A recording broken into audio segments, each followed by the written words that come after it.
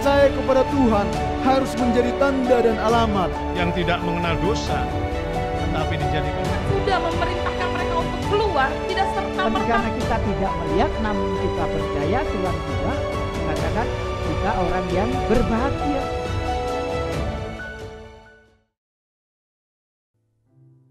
Shalom Bapak Ibu yang dikasihi Tuhan Yesus Kristus. Hari ini kita merayakan hari kenaikan Tuhan Yesus Kristus. Kenaikan Tuhan Yesus ke surga memberikan pengharapan dan kebenaran akan janjinya, menyediakan tempat bagi orang-orang yang percaya kepadanya. Kita juga percaya ketika Yesus naik ke surga, Roh Kudus turun. Dan saat ini Roh Kudus hadir di sini bersama-sama dengan kita. Mari kita mempersiapkan setiap hati kita, biarlah Roh Kudus bekerja dalam hati kita. Ketika Bapak Ibu Saudara mengikuti ibadah pada hari ini, kita naikkan pujian Allah Roh Kudus.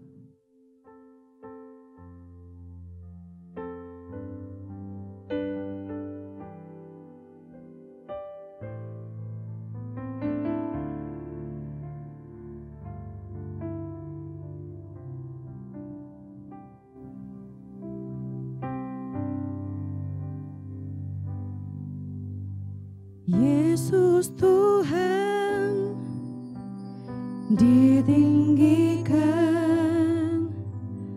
dimuliakan dan naik ke surga.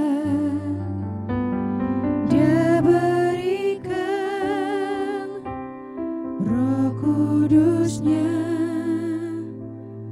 menguatkan dan menolong selalu. Sungguh ku rindu bersekutu denganmu selamanya.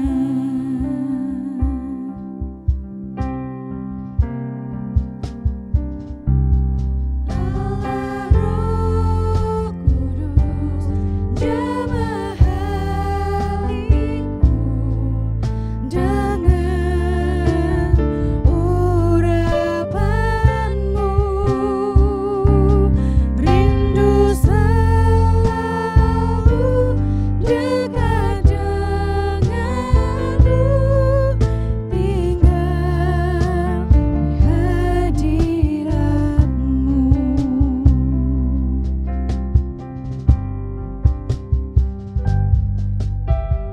Yesus Tuhan ditinggikan, dimuliakan dan naik ke surga. Dia berikan Roh Kudus-Nya, menguatkan dan menolong selalu. Sungguh ku rindu bersekutu denganmu selamanya.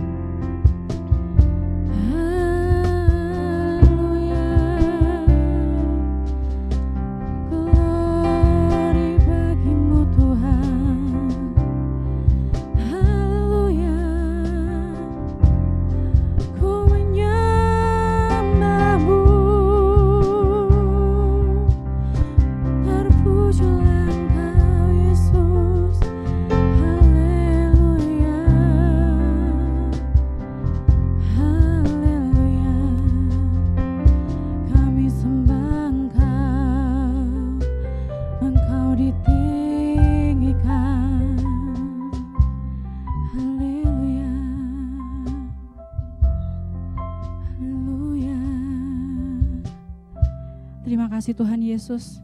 Terima kasih Tuhan Engkau telah hadir bersama-sama dengan kami Tuhan. Terima kasih Engkau telah hadir di hati kami Tuhan. Terima kasih Engkau hadir di tengah-tengah keluarga kami Tuhan. Lawat setiap kami Tuhan, pulihkan setiap hati kami Tuhan. Supaya setiap kehidupan kami Tuhan berkenan di hadapan-Mu Tuhan. Engkau memberkati ibadah kami ya Bapa dari awal hingga akhirnya. Dan kami serahkan ibadah ini hanya ke dalam nama-Mu Yesus Kristus. Haleluya. Amin. Shalom Bapak Ibu. Hari ini kita merayakan kemenangan Yesus yang sudah naik ke surga. Jadi Yesus mati di kayu salib, terus bangkit, lalu naik ke surga. Dan Yesus naik ke surga itu untuk menyediakan tempat bagi kita semua. Nah untuk itu mari kita nyanyi, kita mau bersorak lebih dari pemenang. Lebih dari pemenang.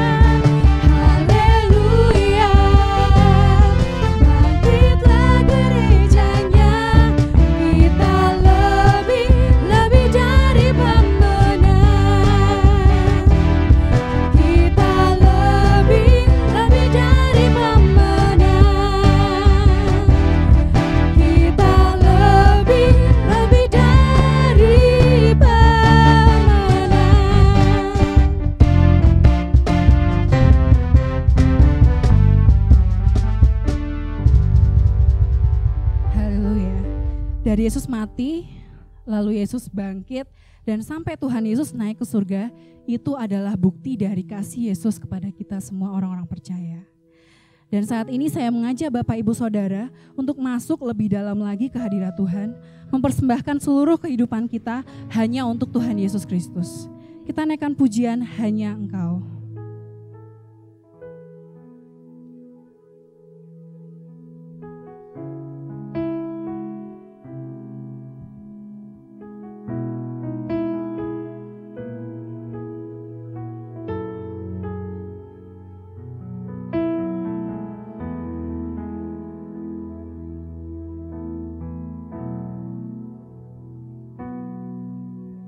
Kau telah buktikan cintamu padaku, kau membayarku dengan hidupmu.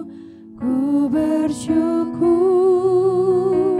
yang ada padaku, semuanya milikmu. Ku persembahkan seluruh hidupku di mezbahmu.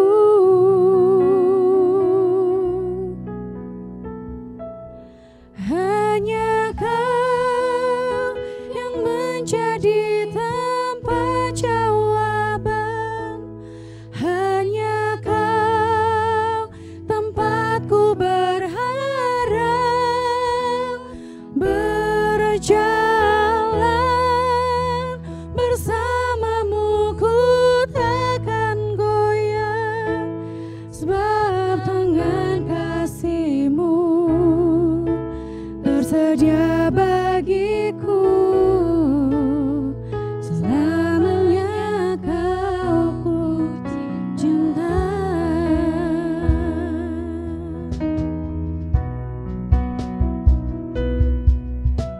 Kau telah buktikan cintamu padaku, kau membayarku dengan hidupmu.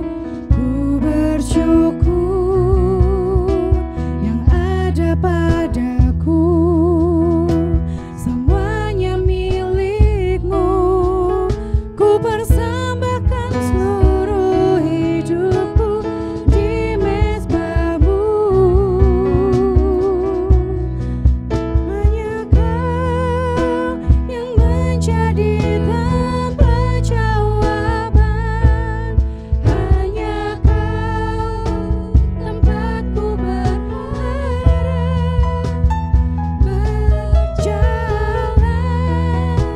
bersamamu ku takkan goyah, sebab tangan kasih-Mu tersedia bagiku. Selamanya Kau ku cinta. Hanya Kau yang menjadi tempat jawaban, hanya Kau tempatku berharap. Berjalan bersamamu ku takkan goyah, sebab tangan kasih-Mu tersedia bagiku. Selamanya Kau ku cinta. Hanya Kau yang menjadi tempat jawaban, hanya Kau tempatku berharap. Berjalan bersamamu ku takkan goyah, sebab tangan kasih-Mu tersedia bagiku. Selamanya Kau ku cinta. Hanya Kau yang menjadi tempat jawaban, hanya Kau tempatku berharap. Berjalan bersamamu ku takkan goyah, sebab tangan kasih-Mu tersedia bagiku. Selamanya Kau ku cinta. Selamanya Kau ku cinta. Selamanya Kau ku cinta. Haleluya, glory bagi-Mu. Haleluya. Terima kasih Tuhan Yesus. Terima kasih Engkau sudah bersama-sama dengan kami di tempat ini Tuhan. Terima kasih Tuhan kalau Engkau tidak pernah meninggalkan kami sedetik pun. Terima kasih Tuhan Engkau sudah hadir dalam ibadah kami pada hari ini Bapa. Dan kami berdoa Tuhan menyerahkan seluruh kehidupan kami hanya ke dalam tangan-Mu Yesus. Di dalam nama-Mu kami berdoa. Haleluya. Amin.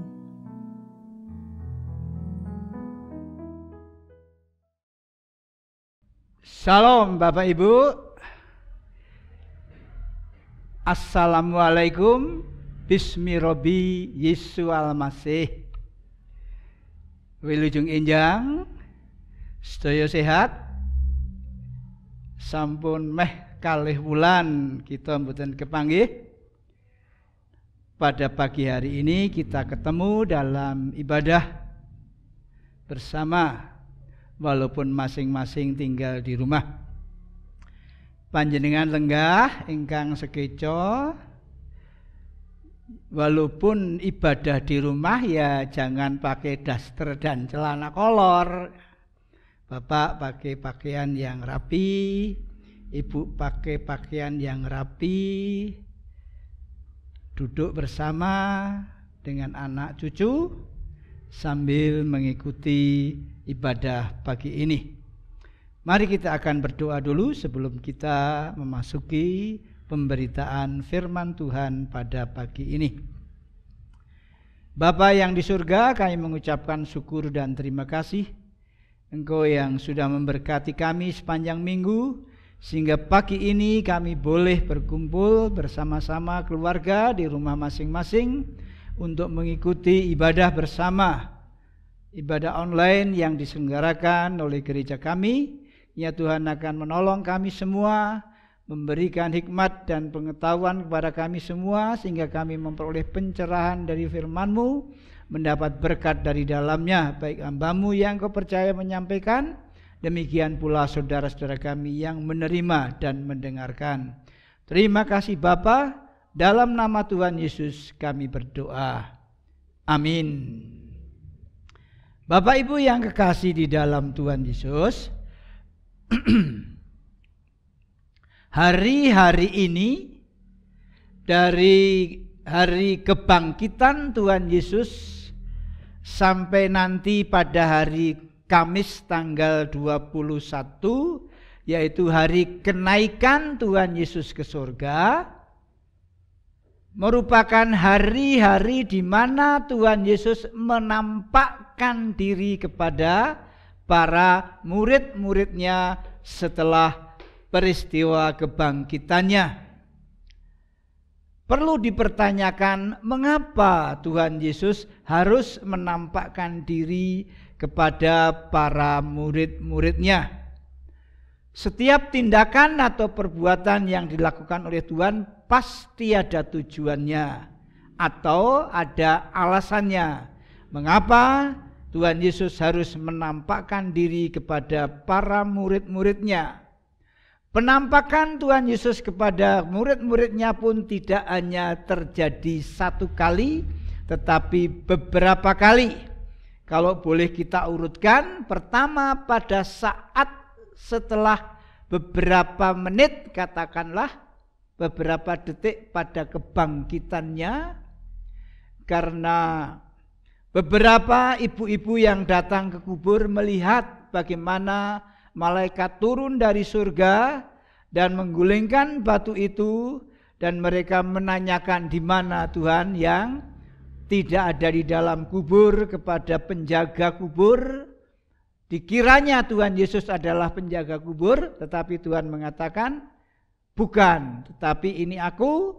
Lalu Tuhan bilang, sampaikan kepada murid-murid yang lain bahwa dia sudah bangkit dari kematian. Lalu perempuan-perempuan ini pulang sampai ke kota menyampaikan kabar berita, dan beberapa murid diantaranya Petrus dan Yohanes lari ke kubur untuk menyatakan apa yang terjadi. Ternyata tinggal kain kafannya saja. Menjelang sore pada hari Minggu yang sama itu, Tuhan Yesus pun menampakkan kepada dua murid yang sedang melakukan perjalanan ke Emmaus. Lalu pada malam harinya Tuhan Yesus pun menampakkan diri kepada beberapa murid. Minggu berikutnya menampakkan diri tanpa Thomas. Minggu berikutnya menampakkan diri kepada Thomas. Dan yang terakhir pada hari yang ke-40, Tuhan Yesus menampakkan diri di hadapan 500 muridnya. Lalu dia naik ke surga secara demonstratif. Menjawab pertanyaan di atas, maka kita perlu, biar afdol, kita akan baca dulu penampakan Tuhan Yesus kepada murid-muridnya yang lengkap tanpa Yudas tentunya, yaitu dengan kehadiran Thomas dalam persekutuan tersebut. Kita akan baca di dalam kitab Yohanes pasal yang ke-20. Kita akan baca saja teks yang langsung menunjuk kepada Thomas, ya, atau kita baca dari awal. Tetapi Thomas, seorang dari ke-12 murid itu yang disebut Didimus, tidak ada bersama-sama mereka ketika Yesus datang ke situ. Maka kata murid-murid yang lain itu kepadanya, "Kami telah melihat Tuhan." Tetapi Thomas berkata kepada mereka, "Sebelum aku melihat bekas paku pada tangannya, dan sebelum aku mencucukkan jariku ke dalam bekas paku itu, dan mencucukkan tanganku ke dalam lambungnya, sekali-kali aku tidak akan percaya." 8 hari kemudian, murid-murid Yesus berada kembali dalam rumah itu dan Thomas bersama-sama dengan mereka. Sementara pintu-pintu terkunci, Yesus datang dan ia berdiri di tengah-tengah mereka dan berkata, "Damai sejahtera bagi kamu." Kemudian ia berkata kepada Thomas, "Taruhlah jarimu di sini dan lihatlah tanganku, ulurkanlah tanganmu dan cucukkanlah ke dalam lambungku, dan jangan engkau tidak percaya lagi, melainkan percayalah." Lalu Thomas menjawab kepada dia, "Ya Tuhanku dan Allahku." Kata Yesus kepadanya, "Karena engkau telah melihat aku, maka engkau percaya. Berbahagialah mereka yang tidak melihat namun percaya." Ayat yang ke-29 saya ulangi, kata Yesus kepadanya, "Karena engkau telah melihat aku, maka engkau percaya. Bagaimana berbahagialah mereka yang tidak melihat namun percaya." Bapak Ibu yang kekasih di dalam Tuhan Yesus Kristus, mengapa Tuhan Yesus harus menampakkan diri kepada para muridnya? Yang pertama, Tuhan Yesus ingin meyakinkan kepada para murid bahwa apa yang dia katakan tentang dirinya itu adalah benar. Kebangkitan Tuhan Yesus sudah disampaikan oleh Tuhan Yesus kepada murid-muridnya, baik secara letterlock maupun dengan ibarat atau perumpamaan. 3 kali Tuhan Yesus menyampaikan tentang sengsaranya, kematiannya, dan kebangkitannya. Itu tertulis di dalam kitab Matius pasal yang ke-16 ayat 21. Di sana dikatakan pemberitahuan yang pertama.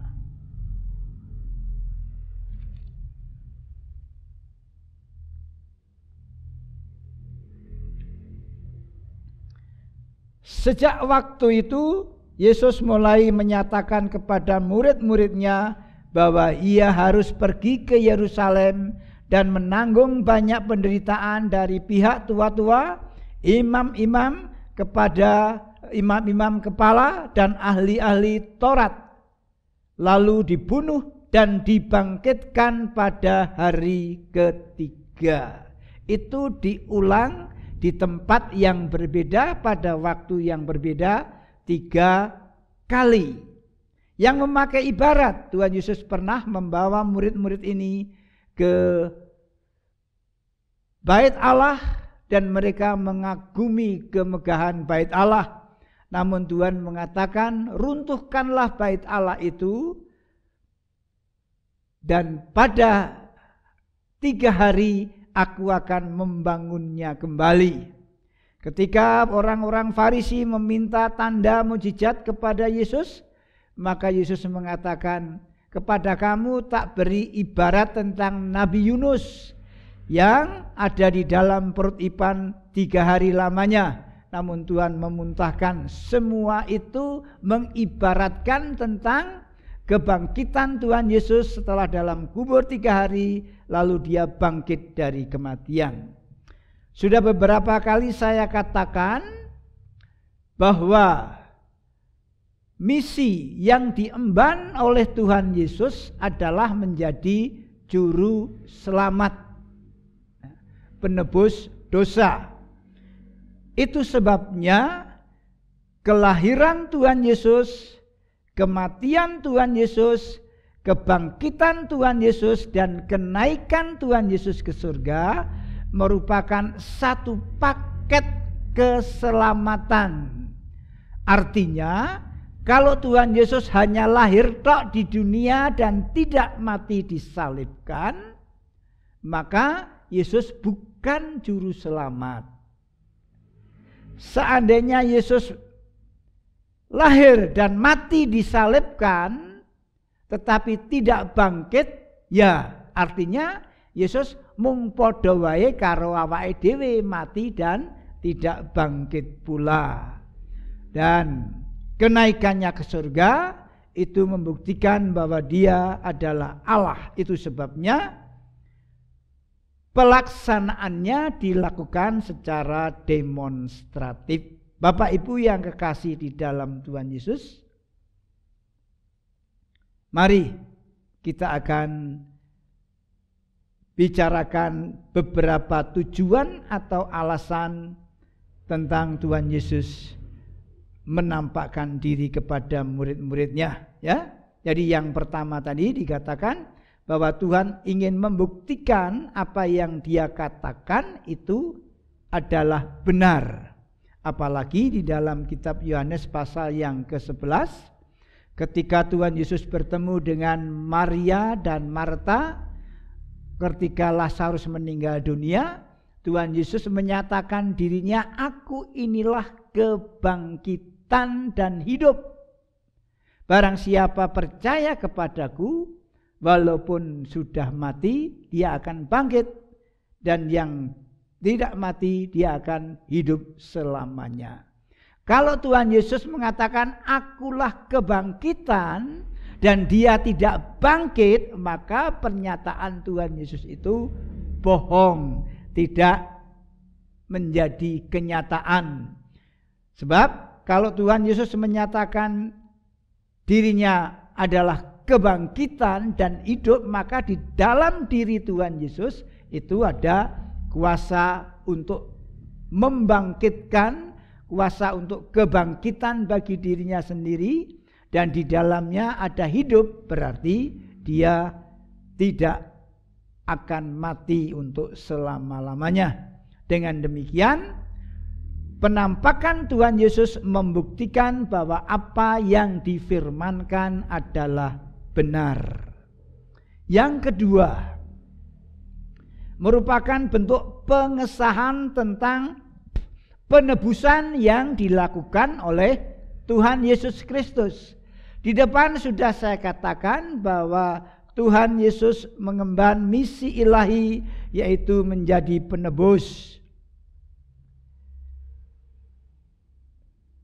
Sebelum Yesus datang ke dunia, dia adalah Allah. Yohanes pasal 1 ayat 1, mari kita akan buka. Dari sana kita bisa melihat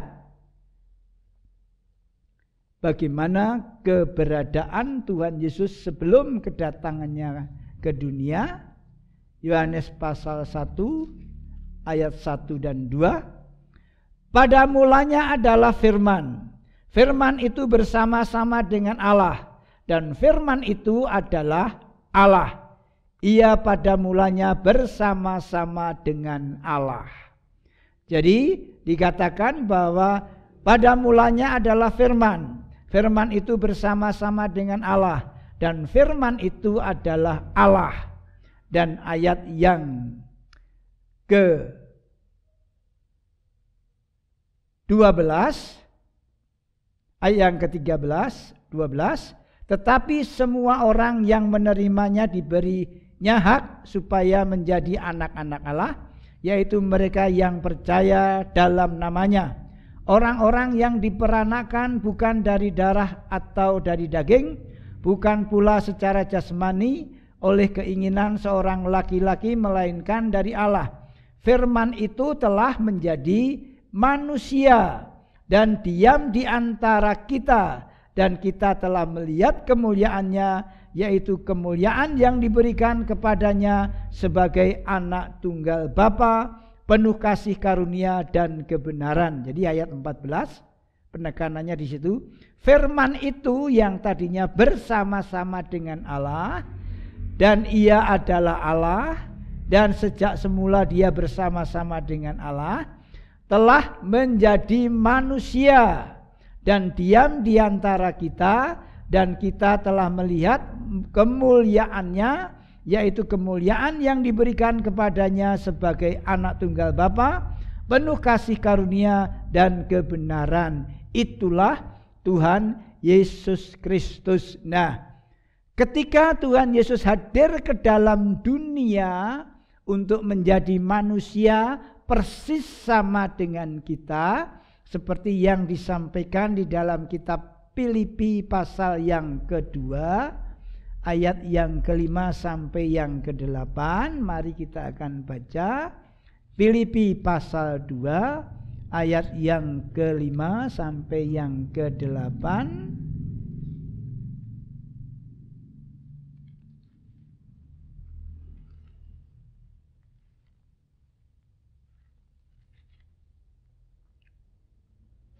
Hendaklah kamu dalam hidup bersama menaruh pikiran dan perasaan yang terdapat juga di dalam Kristus. Mulai ayat 6, perhatikan. Yang walaupun dalam rupa Allah, tidak menganggap kesetaraan dengan Allah itu sebagai milik yang harus dipertahankan, melainkan ia telah mengosongkan dirinya sendiri dan mengambil rupa seorang hamba dan menjadi sama dengan manusia.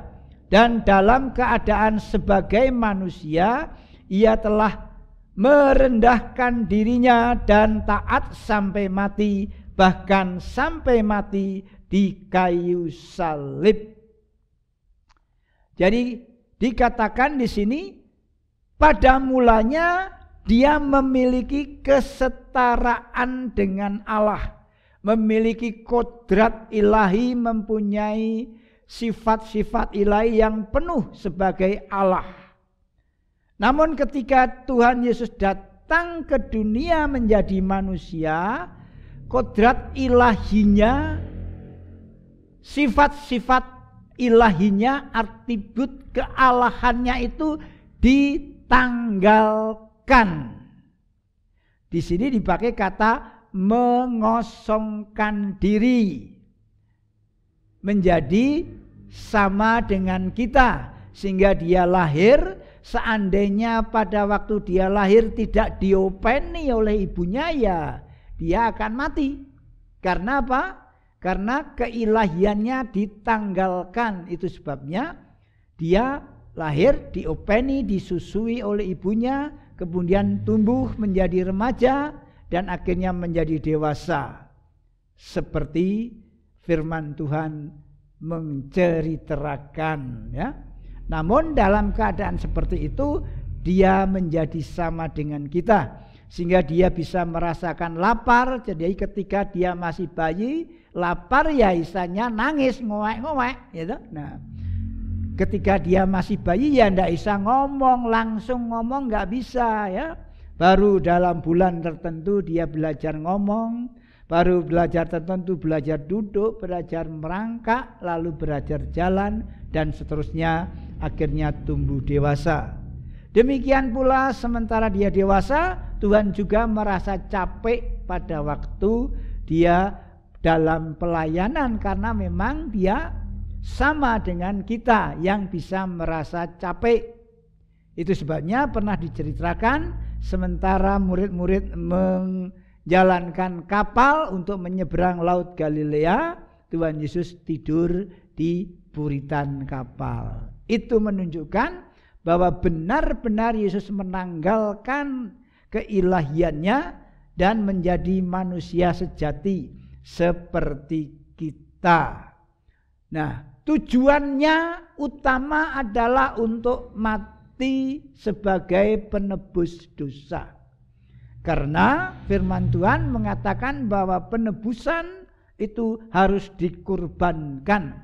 Dalam perjanjian lama ada kurban penebusan dosa yang dilakukan setiap tahun sekali oleh para imam, baik menebus dosanya sendiri maupun dosa umat. Itu sebabnya tujuan utama Tuhan Yesus datang ke dunia adalah untuk mati, yang kebetulan menurut hukum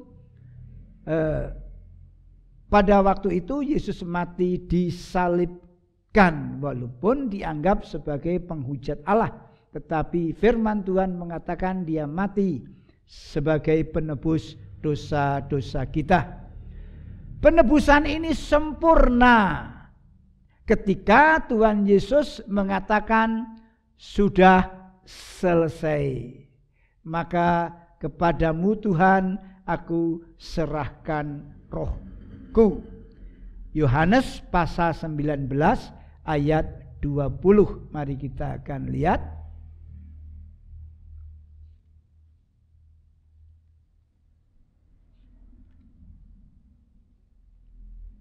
Yohanes 19 ayat 20.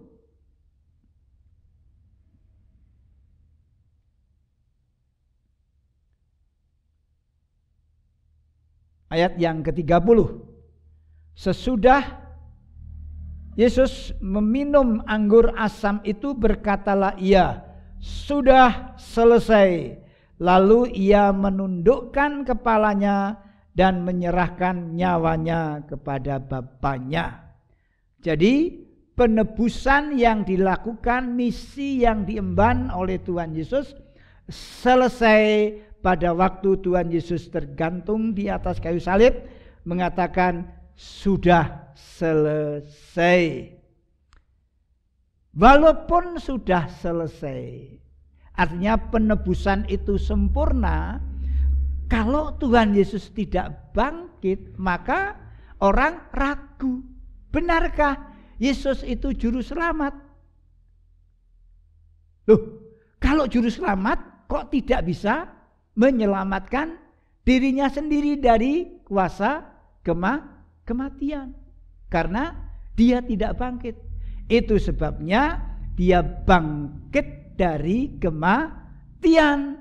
Nah, untuk meyakinkan murid-muridnya bahwa dia sudah bangkit, maka dia perlu menampakkan diri kepada murid-muridnya, sehingga murid-muridnya yakin bahwa Yesus sudah bangkit. Nah, dengan kebangkitan Tuhan Yesus itu, maka kita yakin bahwa dia telah mengalahkan kuasa maut. Kuasa kematian itu telah dikalahkan, dan orang-orang yang percaya kepadanya dapat diselamatkan dari kematian kekal. Jadi kebangkitan Tuhan Yesus, penyataan Tuhan Yesus kepada para murid-muridnya untuk mengabsahkan, ya, kebangkitan Tuhan Yesus mengabsahkan tentang penebusan yang dia lakukan betul-betul sempurna dan dijamin, ya, bahwa orang yang percaya kepadanya akan memperoleh keselamatan. Seperti yang dikatakan di dalam Yohanes pasal 3 ayat 16, barang siapa yang percaya kepadanya akan memperoleh hidup yang kekal dan tidak binasa. Yang ketiga, memulihkan dan meluruskan pemahaman murid tentang diri Tuhan Yesus yang sebenarnya sebagai Mesias. Para murid ini mempunyai pikiran yang beda dengan pikiran yang ada di dalam Tuhan Yesus Kristus. Ya. Pada waktu itu murid-murid berpikir bahwa nanti Tuhan Yesus datang sebagai Mesias, akan menjadi raja di atas bangsa Israel di dunia ini, lalu melepaskan mereka dari penjajahan Romawi dan berdiri sebagai raja yang besar, memulihkan kebanggaan atau kejayaan Israel seperti pada zaman Salomo. Namun pikiran dan harapan itu putus, hancur lebur ketika mereka melihat kenyataan bahwa Yesus meninggal, Yesus mati di atas kayu salib. Dengan demikian kita bisa bayangkan bagaimana frustasi para murid, angluh, kecewa, ya, kecewa yang sangat mendalam, dan mereka tidak punya harapan lagi. Orang bilang hopeless, kehilangan harapan untuk ke depan, sehingga mereka tidak tahu apa yang harus mereka kerjakan. Menjadi orang yang stres, semplah, sehingga kita bisa melihat ketika Petrus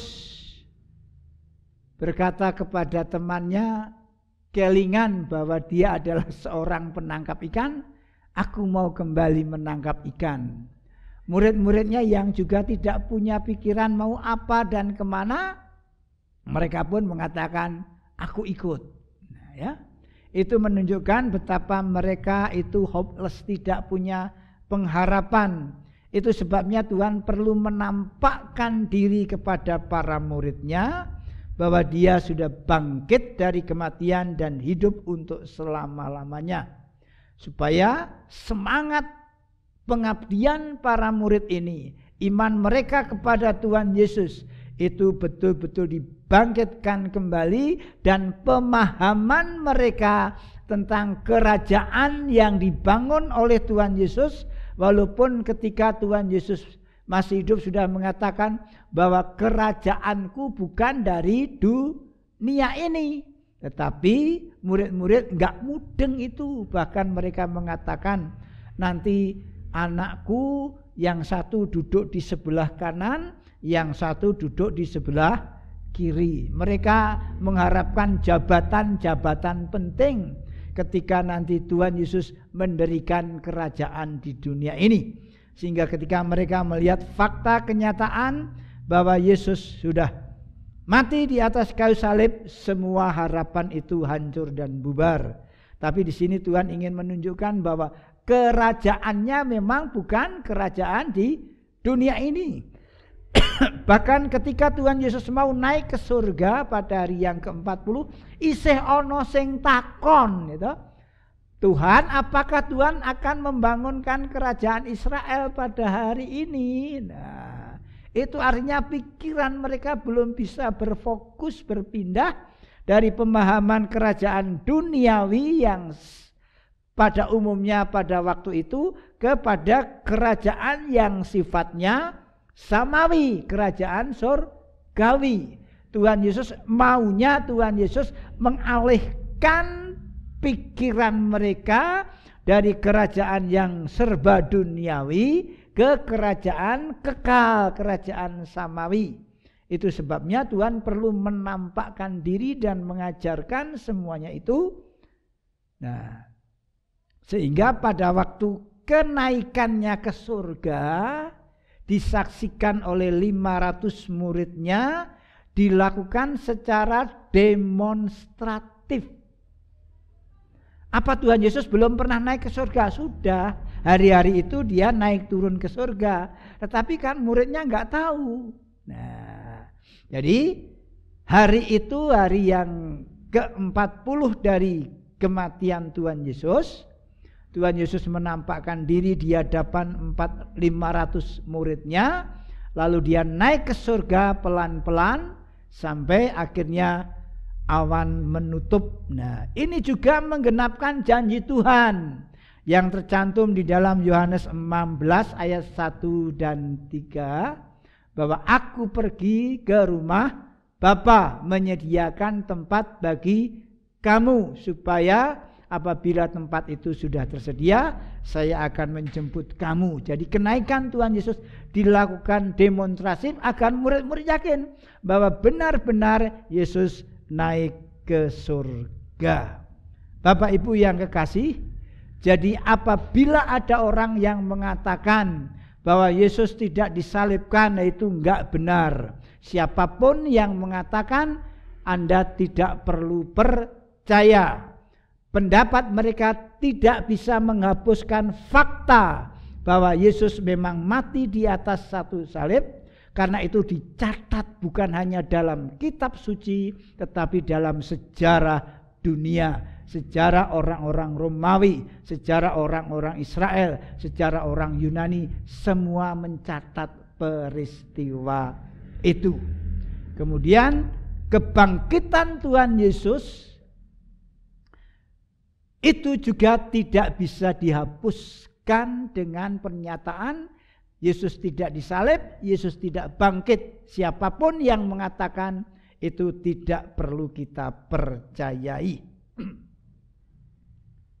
Nah, yang terakhir, kebangkitan Tuhan Yesus adalah mengalahkan kuasa kematian. Di depan tadi sudah saya katakan, kalau Yesus tidak bangkit, maka Yesus hanya sama dengan kita.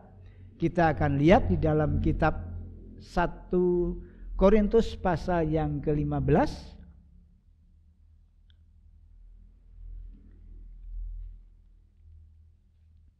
Kita baca beberapa ayat secara lompat-lompat biar waktunya lebih singkat. Sebab sama seperti maut datang karena satu orang manusia, demikian juga kebangkitan orang mati datang karena satu manusia. Karena sama seperti semua orang mati dalam persekutuan dengan Adam, demikian pula semua orang akan dihidupkan kembali dalam persekutuan dengan Kristus. Ya, jadi di sini orang maut itu datang karena Adam, tetapi kebangkitan orang mati diadakan melalui Tuhan Yesus Kristus. Dan kita yang dipersekutukan dengan Kristus akan dibangkitkan bersama-sama dengan Dia nanti pada waktu yang Tuhan telah tetapkan. Kita lompat ke ayat 26. Musuh yang terakhir yang dibinasakan ialah maut. Musuh yang terakhir kita adalah maut atau kematian. Sebab yang mengakhiri hidup kita adalah kematian dan kita tidak bisa mengelaknya. Kita tidak bisa melarikan diri dari kematian. Itu harus dibinasakan, artinya harus dikalahkan. Nah, dan Yesus datang ke dunia untuk mengalahkan kuasa kematian itu. Ayat yang ke-55 dan 57 kita baca pada pasal yang sama. Ketika Tuhan Yesus sudah bangkit, maka pernyataan ini dikatakan, "Hai maut, di manakah kemenanganmu? Hai maut, di manakah sengatmu? Sengat maut ialah dosa, dan kuasa dosa ialah hukum Taurat. Tetapi syukur kepada Allah yang telah memberikan kepada kita kemenangan oleh Yesus Kristus Tuhan kita." Kemenangan Tuhan Yesus dibuktikan dengan kebangkitannya. Amin. Jadi kebangkitan Tuhan Yesus membuktikan bahwa Dia telah mengalahkan kuasa maut, kuasa kematian. Itu sebabnya kita juga tidak perlu takut kalau kematian itu datang kepada kita. Bahkan Paulus mengatakan mati itu untung, karena dengan kematian kita akan memasuki kehidupan kekal di dalam surga. Amin Bapak Ibu. Jadi yang umurnya sudah sama dengan saya ke atas 70 tahun itu harusnya sudah rindu surga ya. Orang bilang sudah bau tanah, tetapi saya bilang kita bau surga karena kita sudah merindukan surga. Harusnya sudah mengkerke kadonyan, merindukan surga untuk dipanggil, dijemput oleh Tuhan kita Yesus Kristus. Kembali kepada teks kita yang kita baca tadi, yaitu Yohanes pasal 20 ayat 29.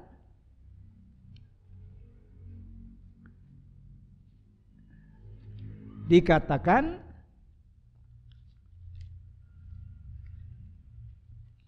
teks yang kita baca, berbahagialah mereka yang tidak melihat namun percaya. Siapa itu? Ya kita, bukan Thomas lagi. Thomas kan harus melihat.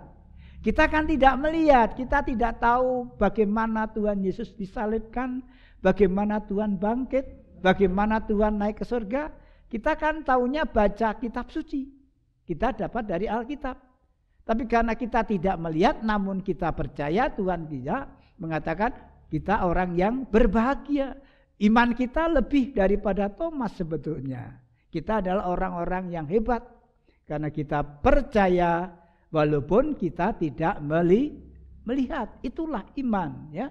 Karena iman dikatakan berdasar apa-apa yang tidak kita lihat dan dasar apa-apa yang kita harapkan untuk terjadi. Jadi Bapak Ibu yang kekasih di dalam Tuhan Yesus, itu sebabnya kita terus membangun iman kita. Banyak dewasa ini buku-buku, pendapat-pendapat, apalagi Bapak Ibu kalau buka YouTube, buka Instagram dan lain sebagainya, di sana perang urat saraf dari para teolog dan teologi ya. Nah, yang membantah tentang kematian, kebangkitan Tuhan kita Yesus Kristus dengan berbagai dalih. Tetapi yang benar, Tuhan Yesus sudah bangkit dari kematian, mengalahkan kuasa maut, mengesahkan penebusan yang dia lakukan, penebusan yang sempurna sekali untuk selamanya dan untuk semuanya. Dan kita yang percaya akan mengalami kebangkitan yang sama seperti yang dialami oleh Tuhan Yesus. Seandainya belum waktunya kita sudah dipanggil oleh Tuhan, maka Tuhan akan menjemput kita pulang ke rumah Bapa. Amin Bapak Ibu. Jadi kebangkitan Tuhan Yesus bukan dongeng, bukan fiktif, tetapi betul-betul peristiwa nyata. Dan Tuhan Yesus telah membuktikan dengan menampakkan diri kepada para murid-muridnya, sehingga para murid-muridnya diyakinkan mereka menjadi pemberita-pemberita yang luar biasa. Itu sebabnya mari jangan takut, kita ceritakan apa yang sudah terjadi dengan Tuhan kita Yesus Kristus sebagai juru selamat yang telah menebus dosa kita dengan sempurna, telah bangkit dari kematian dengan kuasa ilahinya, membuktikan bahwa dia Allah yang Maha Kuasa dan sekarang dia berada di surga. Amin. Tuhan memberkati kita semua. Mari kita akan berdoa. Bapa kami yang ada di dalam surga, kami mengucapkan syukur dan terima kasih untuk kesempatan pemberitaan firman-Mu pada pagi ini. Kami berdoa untuk semua jemaat yang ikut mendengarkan firman Tuhan ini, biarlah iman mereka lebih dikokohkan, iman mereka boleh tumbuh menjadi dewasa, kuat di dalam percaya kepada Tuhan Yesus sebagai Tuhan dan Juru Selamat bagi hidupnya. Berkati rumah tangga mereka, berkati anak cucu mereka, berkati usaha mereka, berkati pekerjaan mereka, berkati ternak-ternak mereka, berkati dagangan mereka, berkati pekerjaan mereka, supaya semuanya itu merupakan saluran berkat bagi kehidupan mereka. Dan berkat-Mu terus mengalir dalam kehidupan mereka dari hari ke hari. Lepaskanlah mereka dari bahaya COVID-19 supaya tidak menyentuh tubuh mereka. Lindungi dan bungkus mereka dengan kuasa darah-Mu ya Bapa, sehingga anak-anak-Mu didapati sehat walafiat sampai masa COVID ini berakhir dan mereka bisa berkumpul kembali beribadat bersama-sama di gereja ini. Terima kasih Bapa, kiranya kasih karunia daripada Allah Bapa, kasih daripada Tuhan Yesus dan persekutuan dalam Roh Kudus berada di antara kita mulai hari ini sampai selama-lamanya. Amin. Tuhan memberkati.